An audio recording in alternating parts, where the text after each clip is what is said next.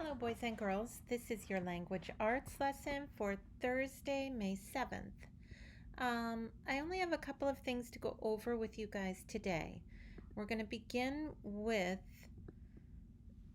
learning all about what an expository text is, and then we're going to end with a little assignment. I'm going to have you guys do a small report on Friday for our Zoom meeting. So don't stress out. It's not going to be hard. It'll actually be fun because it'll be something that you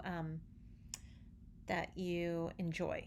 So first off, let's go over the expository text. So these I have here pages 386 through 387 in your Readers and Writers Notebook. And if we look at this, it says expository text. An expository text explains an object or idea. Expository text gives facts. Expository text may have a graphic feature. And we're going to read this one. This is an example of an expository text called How Baseball Began. And we're going to watch for facts and other elements that show that this is an expository text. So basically, expository text tells you about something, like your science. If you had a science book, that would be an expository text, okay? So we're going to read over this story. Baseball is called the national pastime of the United States. Hundreds of games are played and watched every spring and summer. But have you wondered how baseball began? Who invented it? Well, no one knows for sure who invented the game. Many people believe that a man named Abner Doubleday invented baseball in 1839 in Cooperstown, New York. So, baseball probably developed from the English game of the 1600s called rounders. Settlers living in America played rounders in the 1700s. They also called the game town ball and baseball. Rules of the game varied from place to place. Over the years, the game of rounders became a game we now call baseball. One of the biggest differences between the two games is how the runner is put out. So let's look at the little blurb up here by the picture. In rounders, players threw the ball at runners. If a runner got hit, he was out. So you tag them out by throwing the ball at them. All right, and in baseball, players tag runners to put them out. So you have to actually touch them to tag them. So there's a difference. Players and teams. The first official baseball game was played in Hoboken, New Jersey on June 19th, 1846. The New York Nine beat the Knickerbockers 23-1. More people became fans of the sport as more games were played.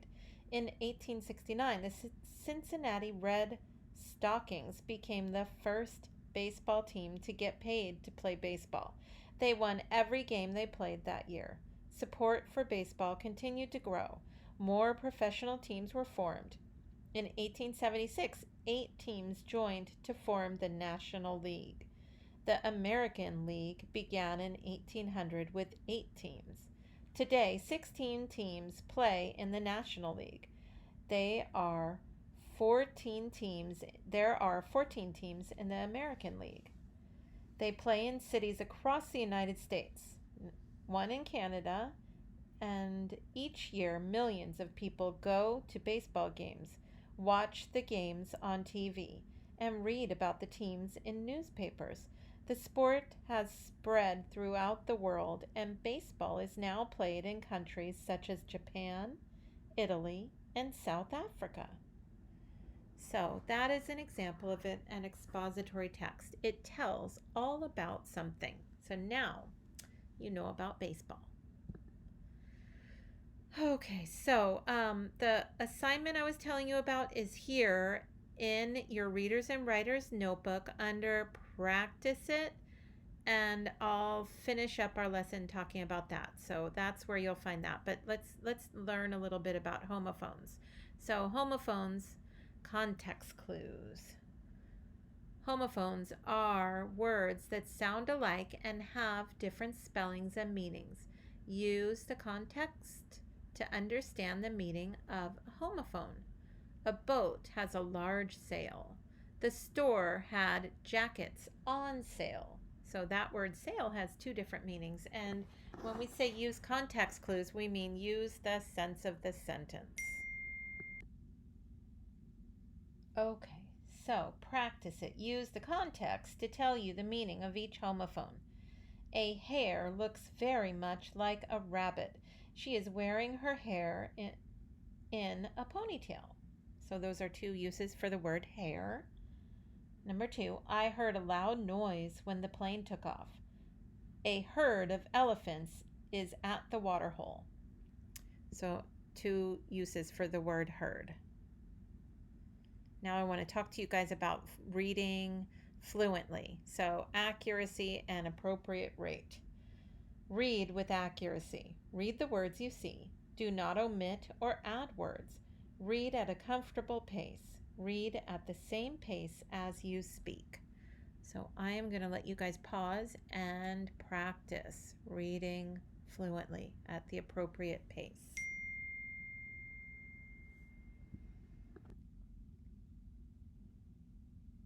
Okay, so the report you guys are going to do on Friday will be an oral report. So you're just going to talk about something. So you can prepare something in writing for yourself if you want to, but you don't have to. So you're just going to tell me about something that you know about. So let's read this. Use vocabulary to express ideas and establish tone. So, when giving an oral report, use clear and specific vocabulary to express ideas and establish tone. Choose your words carefully for reports. Specific words can make your meaning clear. For example, if you want to tell about a cherry tree, use the word cherry. Do not say fruit tree. When you use specific words, your listeners will know exactly what you mean. The words you choose can also let listeners know how you feel. Sometimes when you are listening, you may not understand a word. You may not understand what a speaker means. Ask questions. The answers will help you understand the speaker's message. So here under practice it, this is the activity we're going to do. So, what activity do you like to do when you are not at school? Prepare a report. Tell the class about something you enjoy doing outside of school. Be sure to use common nouns correctly in your report. Remember to use formal language when giving your report. When others give their reports, listen carefully. Ask questions if you do not understand. So, it's not going to be hard. It should be fun for you guys. I just want you to present me with an activity that you like to do after school. Tell me what it is and describe it in kind of in the same way that we described and learned about baseball this week. So, yeah, tell me all about it. Imagine that you're telling someone that's never heard of whatever your activity is, what it's like and why you like it. Okay? So I will see you on Friday. Bye, guys.